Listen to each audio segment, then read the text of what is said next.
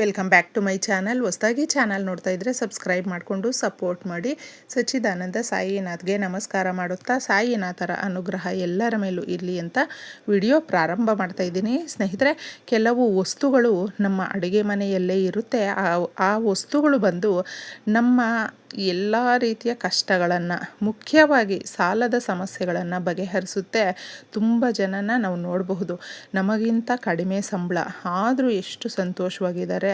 ಅವ್ರ ಮನೆಯಲ್ಲಿ ಯಾವ ರೀತಿ ಅವರು ಒಂದು ಚೇಂಜಸ್ ಮಾಡ್ಕೊಂಡಿರ್ತಾರೆ, ಅವರ ಲೈಫ್ ಸ್ಟೈಲ್ ಯಾವ ರೀತಿ ಇರುತ್ತೆ, ಏನು ಎತ್ತ ಅಂತ ನಾವು ನೋಡಬಹುದು. ಆದರೆ ನಾವು ಗಮನಿಸಬೇಕಾಗಿರುವಂಥದ್ದು ನೋಡಿ, ಎಷ್ಟೇ ನಾವು ದುಡಿತಾ ಇದ್ದರೂ, ಎಷ್ಟೇ ನಾವು ದೊಡ್ಡ ಸಂಬಳ ಇದ್ದರೂ ಕೂಡ ಕೆಲವೊಂದು ಬಾರಿ ಆ ದುಡ್ಡು ನಾವು ತಿಂಗಳು ಪೂರ್ತಿ ದುಡ್ದಿದ್ದು ಒಂದೇ ದಿನದಲ್ಲಿ ಖಾಲಿಯಾಗಿಬಿಡುತ್ತೆ. ಕೈ ಖಾಲಿ ಮಾಡ್ಕೊಳ್ತೀವಿ, ಮತ್ತೆ ಸಾಲ ಮಾಡಿಕೊಳ್ಳುವಂಥ ಪರಿಸ್ಥಿತಿ ಬಂದುಬಿಡುತ್ತೆ. ಆದರೆ ನಾವು ದುಡಿಯುವಂಥ ದುಡ್ಡಲ್ಲಿ ಸ್ವಲ್ಪನಾದರೂ ಉಳಿತಾಯ ಮಾಡಿಕೊಳ್ಬೇಕು.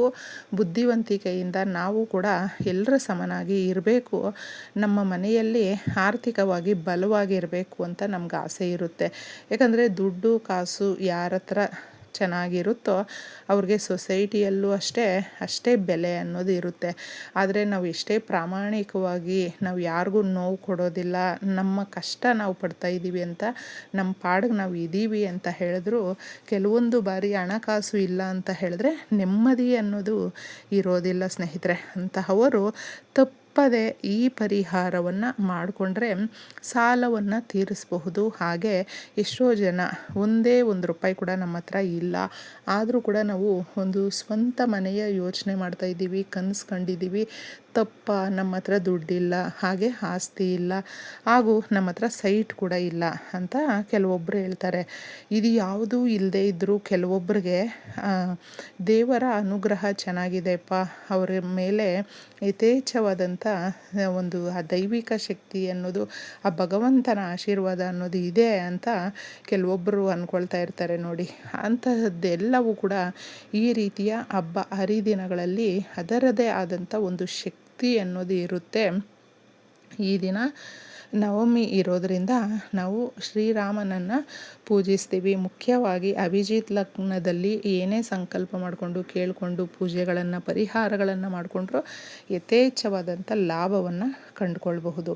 ಈಗ ತಿಳಿಸುವಂಥ ಈ ಪರಿಹಾರವೊಂದು ನೀವು ತಪ್ಪದೆ ನಿಮ್ಮ ಒಂದು ಮನೆಯಲ್ಲಿ, ಇದನ್ನು ದೇವ್ರ ಮನೆಯಲ್ಲಿ ಹೇಳಿದೆ, ನಾನು ಮನೆ ಕಟ್ಟೋದು ಆಸೆ ಇದೆ, ಭೂಮಿ ತಗೊಳ್ಳುವಂಥ ಆಸೆ ಇದೆ, ಸಾಲ ತೀರಿಸಬೇಕು, ಹಾಗೆ ಒಡವೆ ತಗೊಳ್ಬೇಕು, ಈ ಥರ ಆಸೆ ಪಡ್ತಾ ಇರ್ತಾರಲ್ವ, ಅವರುಗಳು ಇದನ್ನು ಮಾಡ್ಕೊಳ್ಳಿ. ಎಷ್ಟೋ ಜನ ಮನೆ ಅರ್ಧಕ್ಕೆ ಕಟ್ಟಿ ನಿಲ್ಲಿಸ್ಬಿಟ್ಟಿರ್ತಾರೆ, ದುಡ್ಡು ಹೊಂದಿಸೋದಕ್ಕಾಗಿರೋದಿಲ್ಲ, ಅಥವಾ ಕಟ್ಟಿರುವಂಥ ಮನೆಯನ್ನೇ ಮಾರಬೇಕು, ಈ ಒಂದು ಜಾಗವನ್ನು ನಾವು ಮಾರಿಬಿಡಬೇಕು ಅಂತ ಅಂದ್ಕೊಂಡಿದ್ದೀವಿ, ಈ ಥರ ಎಲ್ಲ ಅಂದ್ಕೊಳ್ತಾ ಇರ್ತಾರೆ.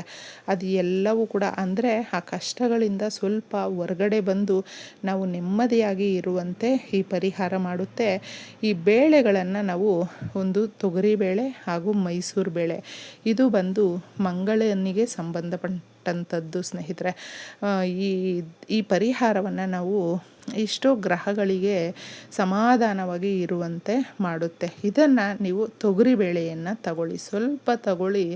ಮುಖ್ಯವಾಗಿ ನಾವು ಸಾಲ, ದುಡ್ಡು, ಒಡವೆ, ಆಸ್ತಿ ಇದಕ್ಕೆ ಸಂಬಂಧಪಟ್ಟಂಥದ್ದು ಮಾಡಿಕೊಳ್ಬೇಕಾದ್ರೆ ಇದಕ್ಕೆ ಮುಖ್ಯವಾಗಿ ದಾಸವಾಳದ ಎಲೆ ಬೇಕು. ದಾಸವಾಳದ ಎಲೆ ಅಂತ ಹೇಳಿದ್ರೆ ಯಾಕೆ ಇದು ಅಂದರೆ, ಶ್ರೀ ಮಹಾಲಕ್ಷ್ಮಿ ಹಾಗೂ ಭೂದೇವಿ ಈ ಗಿಡದಲ್ಲಿ ನೆಲೆಸಿರುವಂಥದ್ದು.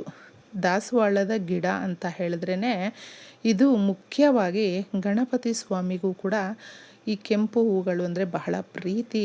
ಹಾಗೆ ವಾರಾಹಿ ದೇವಿಗೂ ಕೂಡ ಇದು ತುಂಬ ಇಷ್ಟ. ಲಕ್ಷ್ಮೀ ದೇವಿಗೆ ಈ ಹೂಗಳನ್ನು ಇಟ್ಟು ನಾವು ಪೂಜೆ ಮಾಡೋದ್ರಿಂದ ಇಷ್ಟಾರ್ಥಗಳು ನೆರವೇರುತ್ತೆ.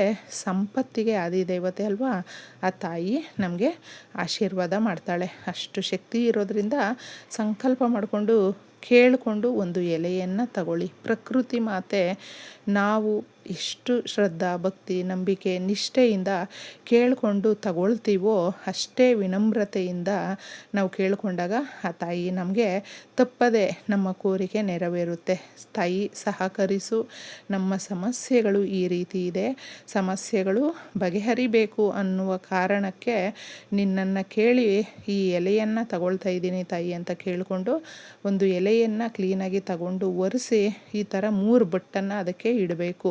ತದನಂತರ ಅದರ ಮೇಲೆ ಸ್ವಲ್ಪ ಇಷ್ಟು ತೊಗರಿಬೇಳೆಯನ್ನು ಹಾಕಿ ಸ್ನೇಹಿತರೆ. ತೊಗರಿಬೇಳೆ ಮಂಗಳನಿಗೆ ಸಂಬಂಧಪಟ್ಟಂಥ ಏನೇ ದೋಷಗಳಿದ್ರೂ ಕೂಡ ನಿವಾರಣೆ ಮಾಡಿ ನಮಗೆ ಒಂದು ನೆಮ್ಮದಿಯಾಗಿ ಇರುವಂತೆ ಮಾಡುತ್ತೆ. ಇನ್ನು 1 ತುಂಡು ಬೆಲ್ಲವನ್ನು ಇಡಬೇಕು. ಬೆಲ್ಲ ಬಂದು ನಮಗೆ ಪರಿಶುದ್ಧವಾಗಿರುವಂಥ ಪದಾರ್ಥ, ದೇವಾನುದೇವತೆಗಳಿಗೆ ನಿವೇದನೆ ಆಗುವಂಥದ್ದು ಪರಿಶುದ್ಧವಾಗಿರುತ್ತೆ. 1 ತುಂಡು ಬೆಲ್ಲವನ್ನು ಇದರಲ್ಲಿ ಇಡಬೇಕು. ಇನ್ನು ಸ್ವಲ್ಪ ಅರಿಶಿಣವನ್ನು ಹಾಕಬೇಕು ಸ್ನೇಹಿತರೆ. ಸ್ವಲ್ಪ ಅರಿಶಿಣವನ್ನು ಇದರಲ್ಲಿ ನಾವು ಹಾಕಿ ತದನಂತರ ಇದನ್ನು ಎಲ್ಲವೂ ಒಂದು ಪ್ಲೇಟಲ್ಲಿ ಫಸ್ಟೇ ನೀವು ಇಟ್ಕೊಂಡ್ರೂ ಪರವಾಗಿಲ್ಲ, ಇಟ್ಟು ದೇವ್ರ ಮನೆಯಲ್ಲಿ ಇದನ್ನು ಇಟ್ಟು ಕೇಳಿಕೊಳ್ಬೇಕು.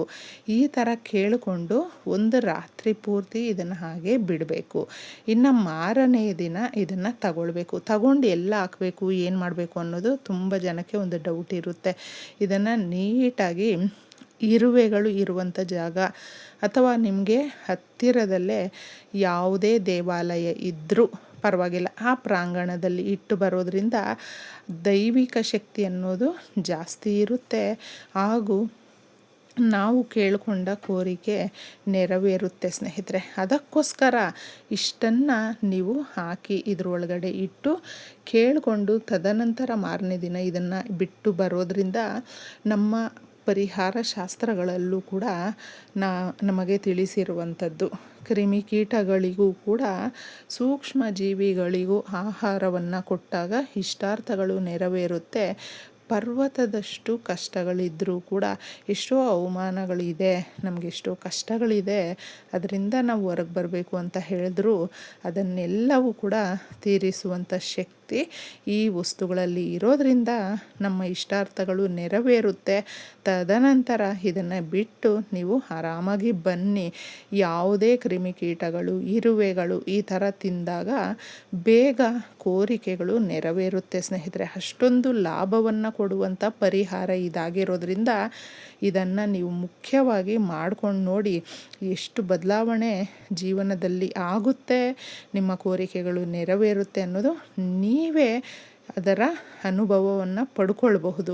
ಇಷ್ಟು ಚೆನ್ನಾಗಿರುವಂಥ ಈ ಪರಿಹಾರವನ್ನು ಮತ್ತೆ ನಾವು ಎಲ್ಲಾದರೂ ಹಾಕ್ಬಿಡ್ತೀವಿ ಎಲೆಯಲ್ಲಿ ಇರುವಂಥದ್ದು ಅಂತ ಮಿಸ್ಟೇಕ್ ಮಾಡೋದಕ್ಕೆ ಹೋಗಬೇಡಿ. ಕ್ರಿಮಿಕೀಟಗಳು, ಇರುವೆಗಳು ತಿಂದಾಗ ನಮಗೆ ತಪ್ಪದೆ ನಾವು ಏನು ಕೋರಿಕೆ ಕೇಳ್ಕೊಂಡಿರ್ತೀವಿ ನೋಡಿ ಅದು ತಪ್ಪದೇ ನೆರವೇರುತ್ತೆ ಅಂತ ಹೇಳಬಹುದು. ಇಷ್ಟೇ ಸುಲಭವಾಗಿ. ಎಲ್ರಿಗೂ ಒಳ್ಳೆಯದಾಗಲಿ.